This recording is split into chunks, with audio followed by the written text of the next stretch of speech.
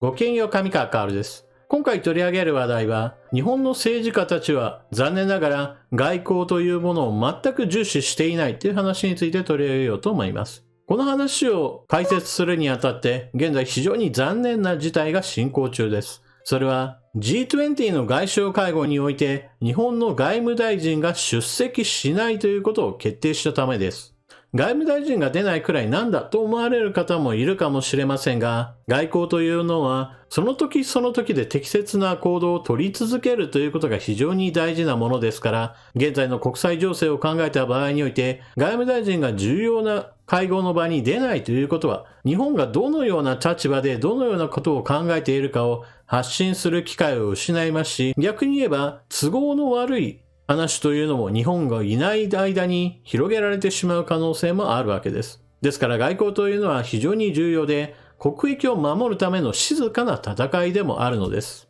では、そのような重要な外交を軽視している日本の政治家たち、一体どのような動きが起きているか、関連ニュースをまずはご紹介します。林外務大臣、G20 外相会合の出席断念、国会審議優先、副大臣を派遣へ。外務省は山田副大臣が1日から3日の日程でインドを訪問し、G20 外相会合に出席すると発表した。林外務大臣は、令和5年度予算案の国会審議を優先するため、出席を断念、副大臣を派遣することにした。G20 会合は、ウクライナに侵攻するロシアのほか、中国やインドネシアなど、米欧と一定の距離を置く中間国が出席する。林氏は G7 議長国として、法の支配に基づく国際秩序維持の重要性を訴える意向だった。外交の基礎知識 G20 とは、フランス、アメリカ、イギリス、ドイツ、日本、イタリア、カナダ、EU、それに加えてアルゼンチン、オーストラリア、ブラジル、中国、インド、インドネシア、メキシコ、韓国、ロシア、サウジアラビア、南アフリカ、トルコが集まってくるわけです。今回特に言及しなければならないのは、やはり何といってもロシアによるウクライナ侵略が継続的に行われている状態において、当事者のロシア、そしてロシアと同じく陣営を共にする中国、さらにはロシアが侵略していることに関して中立的な立場を取り続けてあまり深入りしないようにしている国々も今回の会合には出席しているということです。各国の要人が集まる場において日本の立場を表明するとともに、それぞれの国との個別会談というのも非常に重要な時期なのです。さて、G20 外相会合に日本の外務大臣がやってこないということで、インド側ではどのように報じられているか見てみましょう。信じられない決定。林外相 G20 欠席に批判的インド主要紙。日本の林外相が国会対応のため G20 外相会合を欠席することについて、議長国を務めるインドの主要紙は、日本の信じられない決定。インドゥスタンタイムズなど、総じて批判的に受け止めている。インドゥスタン紙は、欠席をめぐって、日本国内で批判が集まっていることも紹介しながら、決定はインドを動揺させる可能性が高いと伝えた。経済誌エコノミックタイムズは、日印関係に影を落とすかもしれないと指摘した。そして G20 の会合以外においても、インドで開催される外相会合がありました。林外務大臣は、クアッドの外相会合については出るという方向に話がまとまったようです。林外相がインドで開かれる日米豪印4カ国の協力枠組み、クアッドの外相会合に出席できる方向になった。自民党と立憲民主党の国対委員長が会談し、3日の参院予算委員会の一般質疑に林外務大臣の出席を求めないことで合意した。参院委員会は1日2日の両日、岸田首相と全閣僚が出席する基本的質疑を実施。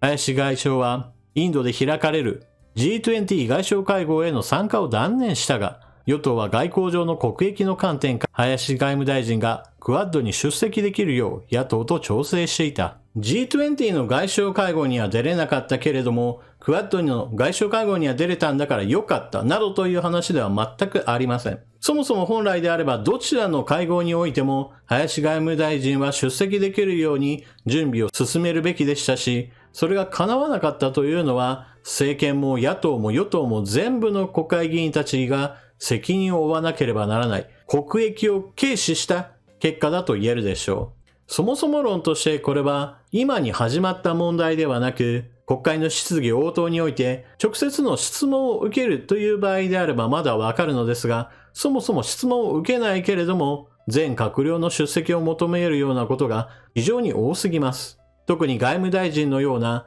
日本国内にいるよりももっともっと世界へと飛び出ていって様々な国での外交を展開していくべきような役職の人が国会に縛り付けられて重要な会合に出られませんなどというのは非常に国益にとってはマイナスだと言えます。しかし、そのようなことが起きてしまうようなルールが国会にあり、このルールというものが以前からあったんだから今回も変えられませんでしたというのは非常に残念なことです。問題があるのであればもっと昔の段階においてどんどんと改変をしなければならないのに、その改変を結局のところいつまでも変えずにいたから今回のようなことになってしまうわけです。このような問題を先送りして現在さえ乗り切ればまあいいかという考え方、それ自体が日本の政治の根源的な悪い部分を象徴していることだと私は思います。こういった話になった時にほとんどの人はなぜか政権与党ばかりを締め上げるようなことをするわけですが、私は与党も野党もそれら全てが全員共犯だと考えています。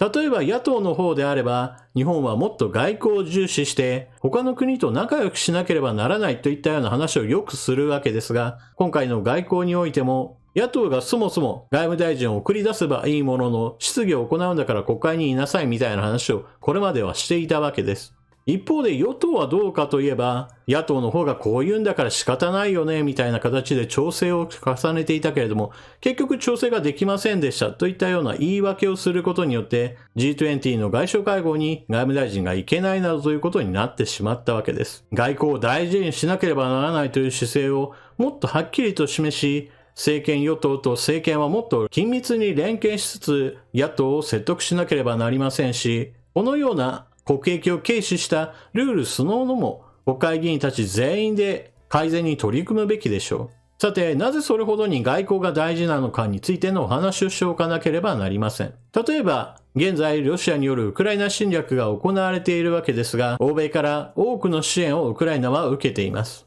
ウクライナ自身は NATO 加盟国でもありませんし、EU 加盟国でもありません。しかし、ロシアによる侵略に対して多くの支援を受けられている最大の理由というのは、支援を全くしないということをもしも決断すれば、それによってウクライナという国家そのものが滅亡したとしても何らおかしくない状況にあるからです。そしてウクライナが侵略されて国として滅亡するというのは、それこそまさに力による現状変更がいくらでも OK だよという、まさに間違った前例を歴史に刻みつけてしまうことになるからです。その結果としてウクライナに、例えばロシアの傀儡政権が作られるか、もしくはウクライナにおいて軍事占領下における住民投票によって、ウクライナという国家それ自体がロシアに併合されることをみんな望んでいるんだ、みたいな作られた住民投票が行われて、ウクライナが吸収合併されるといったことも起こってしまえば、その次はモルドバ侵攻、その次はさあどこだみたいな話になった上に、そうしたロシアの所業を全く国際社会が止められないというのを横目で見ていた中国が、なるほどこの程度の支援を欧米はするのか。じゃあそれを上回るような軍事的な準備を進めて台湾侵攻を進めればいいんだな。そしてそのような軍事侵攻をしたとしても、結局のところ国際社会というのは口だけなんだなというふうに学習してしまうわけです。そのような悪い展開がどんどんと続いていけば、台湾有事というのは発生するかしないかではなく、いつ発生するかという時期の問題になってしまうわけです。つまりもはや避けられないような状況になってしまった場合においては、日本はまさに当事者の一つになるわけです。そもそも台湾に対する軍事攻撃が行われるその時、まさに誰が主導権を握るかといえば中国になるわけです。その時日本に全く主導権はありません。日本国内において一つ大きな間違いがあるのは、日本が例えばこうしたいと考えれば他の国はそれに従うだろうというまさに自分中心主義があります。その一例として言えるのが、外交さえすれば相手国は日本に対する侵略を考えないという明らかに間違った自分本位の考えです。ロシアによるウクライナ侵攻でも見られるように、ウクライナがどう考えたかではなく、侵略する側のプーチン大統領がどう考えたかによって侵略は実施されたわけです。同じように台湾有事というのも中国はさあどこを攻撃しようかなと思った時に、日本にある在日米軍を攻撃するか、もしくは日本が台湾に対する支援の中継基地となるのであれば、もはやこれは攻撃すべきだと考えてミサイルを撃ち込んできたとしても何ら不思議ではないわけです。さて、そのようにして日本も当事国の一つとなった時において、日本を支援してくれることを確約してくれる国はどこにあるでしょうか。まず第一に日米軍事同盟がありますから、アメリカは条約という一つの約束によって日本の味方となってくれます。しかし、ヨーロッパはどうでしょうか。日本は当然のようにヨーロッパの国々と軍事同盟は結んでいません。ですから、日本に対して支援するというのはそれぞれの国の国益に基づいた外交的判断となります。しかし考えてもみてください。ヨーロッパの国々から見た場合において、中国と日本、この2つの国を比べた場合において、どちらの方を優先するかは決して確定的なものではないのです。それはどういうことかといえば、そもそも論国際市場、特に経済的な面においてはヨーロッパの国々は日本よりも中国という巨大市場にめがけてかなり積極的に動いてきました。現政権ではありませんが、ドイツの場合を一つ例にしてみると、ドイツのメルケル首相は非常に長い間在任期間があったわけですが、その間中国とは非常にべったりな外交関係を結び、またドイツ製製品を中国に売り込むために非常に熱心で経済的関係は強固になっていきました。また一方において中国自身も一帯一路のその計画を進める上において、東ヨーロッパ、南ヨーロッパの国々と接近し、いかに経済的な結びつきを強めていくかにかなりの力を注いでいました。このような外交関係、経済関係というのは、現在においてはもっともっと中国国内における人権弾圧問題に目を向けるべきだという声が高まることによって少し流れは変わってはきていますが、決してその流れそのものが完全に断絶したわけではありません。現在でもなお親中派と呼ばれる議会勢力は各国に残っている状態ですから、東アジアにおいて軍事的な衝突、紛争、戦争といったものが発生した場合において、必ずしもヨーロッパの国々が日本に味方するとは限らないという前提を持つことが必要なのです。